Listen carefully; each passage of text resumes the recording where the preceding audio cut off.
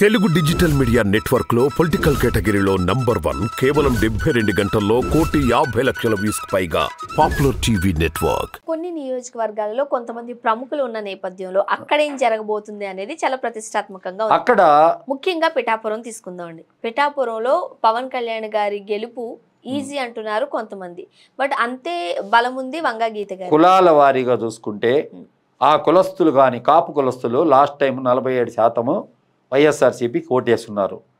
అనుకున్న ప్రకారం వాళ్ళు కానీ కూటమికి కానీ ఓటేసి ఉంటే 3 జిల్లాల్లో ఎఫెక్టివ్గా ఉంటుంది పోలింగ్. అంటే లాస్ట్ టైం వాళ్ళు 3 జిల్లాల్లో దాదాపు 42 స్థానాల్లో అదే జనసేన అయితే ఏమి, అదేవిధంగా వాళ్ళు కమ్యూనిస్టులతో పెట్టుకున్న వాళ్ళతో పెట్టుకున్న ఒప్పందం అయితే ఏమి, ఈ ఒప్పందం వల్ల దాదాపు 42 స్థానాలు తెలుగుదేశానికి లూజ్ అయింది. ఓకే, లాస్ట్ టైం 42 స్థానాల్లో దగ్గర నీరుగా అయ్యి ఓట్లు కలిపితే పైన వచ్చిన ఆయనకి తక్కువ ఉన్నాయి, ఏది వైసీపీ గెలిచిన వాళ్ళకి. కానీ అదేవిధంగా కొన్ని కాన్స్టిట్యున్సీల్లో ఒక 4 కాన్స్టిట్యున్సీల్లో వైసీపీకి కూడా అపజయానికి ఈ జనసేన ఓట్లు అనే కారణం ఉన్నాయి. ఇప్పుడు ఈ కాపులందరూ కలిసి వాళ్ళు అనుకున్న ప్రకారంగానే ఓటేస్తే మాత్రం అక్కడ మనం చెప్పేదానికి లేదనమాట. రిజల్ట్ టైట్ ఉంటుందా, ఏముంటుందా, చాలా ఈజీగా ఉంటుందా, ఏముంటుందా అని లేదు. కాపుల్లో డివిజన్ వస్తే మాత్రం ఎస్సీ ఎస్టీలు అందరూ కూడా వైఎస్ఆర్సీపీకి ఓటేస్తారు. కాబట్టి అప్పుడు మనం ఆ ఎన్నికని వేరే రకంగా చూడాల్సినంత అవసరం అయితే తప్పకుండా ఉంటుంది. ఇవన్నీ మనం ప్రధానంగా ఈ అంకెల గారడీగా మనం చెప్పలేమన్నమాట.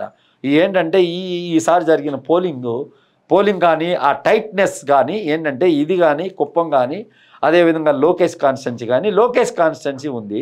లాస్ట్ టైం 5,000తో లోకేష్ మీద నిలబడిన రామకృష్ణారెడ్డి గారు గెలవడం జరిగింది. ఆ 5,000 అనేది ఇప్పుడు యాంటీ అనేది ఉంది వాళ్ళు చెప్పిన ప్రకారం అనుకుంటే ఆ 5,000 అనేది క్యాప్చర్ చేయడంలో పెద్ద లేదు. అదేవిధంగా మనం ఊహించినట్టే 30,000, 40,000, 50,000తో గెలిచిన వాళ్ళు ఉన్నారు కదా. ఎక్కడ మనం రాయలసీమలో మొత్తం వచ్చేసి ఒక్కొక్కరు 50,000, 30,000తో గెలిచారు. ఇది వైఎస్ఆర్సీపీకి 78 మంది దాదాపు ఈ 30,000, 20,000, 50,000తో గెలుచున్నారు.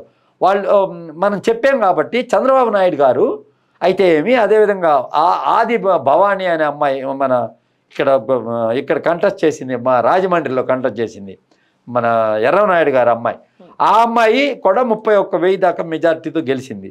అదేవిధంగా చంద్రబాబు నాయుడు కూడా 30,000 పైనే మెజార్టీతో గెలిచాడు. కాబట్టి ఇవన్నీ మనం చెప్పలేమన్నమాట. అంటే ఈసారి మరి కుప్పంలో చంద్రబాబు నాయుడు గారు గెలుస్తారా, మంగళగిరిలో లోకేష్ గారు గెలుస్తారా? ఇప్పుడు మనం చెప్పే స్ట్రాటజీ ప్రకారం మనం ఏమంటున్నాము, మనకి ఎంత తగ్గిన ఓట్లు 30,000, 40,000, 50,000 పోయినసారి మెజార్టీలు వచ్చినాయి. కాబట్టి వైసీపీకి ఎంత తగ్గినా కూడా మార్జిన్లో కొట్టుకొని వస్తారు అని చెప్పి చెప్తా ఉన్నాం.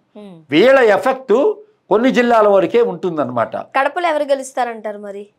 కడపలో అతను అవినాషే గెలిచేదానికి ఎక్కువ ఛాన్స్ ఉంది. ఎందుకంటే ఇంతకు ముందు వరకు డిపాజిట్లు కూడా రావు షర్మిల గారికి అన్నారు, బట్ ఇప్పుడు వచ్చి టఫ్ ఫైట్ ఉంది అని అంటున్నారు. అంటే టీడీపీ ఓటు క్రాస్ అయి ఉంటుంది, టఫ్ ఫైట్ అని అంటారు. అన్నప్పటికీ కూడా కడపలో లాస్ట్ టైం 10 సీట్లు ఉంటే 10 సీట్లు వైఎస్ఆర్సీపీకి వచ్చినాయి. ఒక్కొక్కరు 50,000 మెజార్టీతో గెలుచున్నారు. జగన్ అయితే 90,000 మెజార్టీతో గెలుచున్నారు. పులివెందుల కాన్స్టిట్యున్సీ ఒకటే వేసుకున్నా, మిగతా అక్కడక్కడ తగ్గినా, మిగతా 6 అసెంబ్లీ కాన్స్టిట్యున్సీల్లో తగ్గినా కూడా ఖచ్చితంగా వైఎస్ అవినాషే గెలిచేదానికి అక్కడ ఛాన్స్ ఉంటుంది. షర్మిల గెలిచేదానికి ఛాన్స్ అనేది ఉండదు. ముఖ్యంగా ఈ ఓటింగ్ పరిస్థితి కావచ్చు, ఈ ఎన్నికల టైం కావచ్చు, మనీ ఫ్లో అనేది చాలా కోట్లలో జరిగిందని వింటూ ఉన్నాం.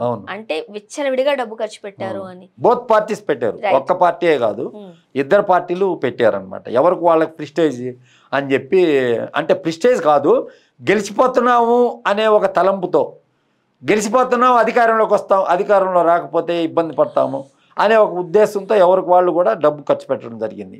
టీడీపీ వాళ్ళు కొన్ని దగ్గర 3,000 రూపాయలు కూడా ఇవ్వడం, ఓటర్కి 3,000 రూపాయలు కూడా. మంగళగిరిలో అయితే 10,000 వరకు ఇచ్చిన దాఖలాలు కూడా ఉన్నాయి.